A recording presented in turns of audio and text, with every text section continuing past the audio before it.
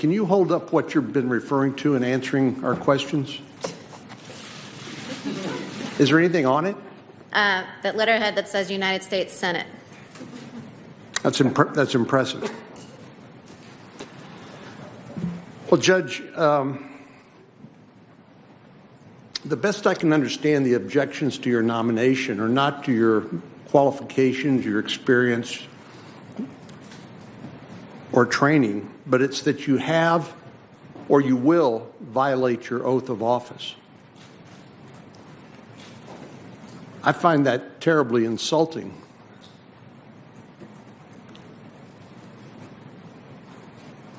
They suggest that you can't be unbiased in deciding a case you haven't even participated in yet.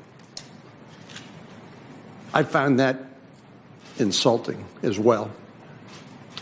You know, maybe almost as pernicious as attacking somebody for their faith and suggesting that that disqualifies them from holding a public office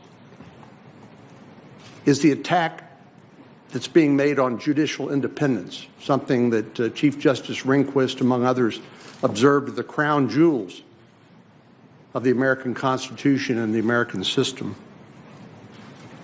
But I want to just take a little walk down memory lane here. You know, there are a lot of people who guessed how judges would actually rule on cases, and almost always they've been spectacularly wrong. I was struck by just a couple. Harry Truman said, whenever you put a man, and that he's talking about a man, but a man or woman on the Supreme Court, he ceases to be your friend. He said some more colorful things, too. But Theodore Roosevelt said about Oliver Wendell Holmes Jr., he said, I could carve out of a banana a judge with more backbone than that. And as I think about people like Harry Blackmun, nominated by Richard Nixon, who wrote Roe versus Wade. As I think about Warren Burger, you know, they were called the Minnesota Twins, and obviously over time they became sort of polar opposites on the court. I think about the attacks on Neil Gorsuch for his unwillingness to make a prior commitment on LGBT issues. He wrote the Bostock case extending Title VII of the Civil Rights Act to gay or transgender individuals. Obviously, those predictions were wrong. And then, since we're talking about the ACA, it's the ACA versus ACB, I guess. Chief Justice Roberts was the one who wrote the opinion upholding the Affordable Care Act, as you know.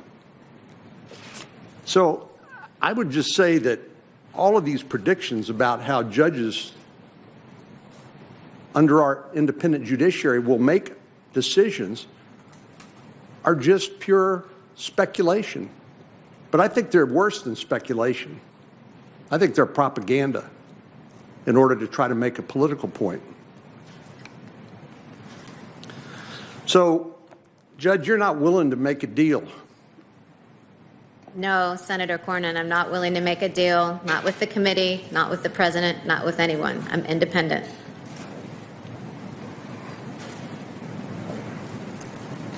I just would like to hear maybe some of your thoughts on, in the Obergefell case, which established, as you said, a constitutional right to same-sex marriage, part of that decision struck down the Defense of Marriage Act, correct? Yes, I believe so. That was a bill that Joe Biden voted for? I don't know about that. I do. Okay. Joe Biden voted for it, Pat Leahy, and Bill Clinton signed it into law.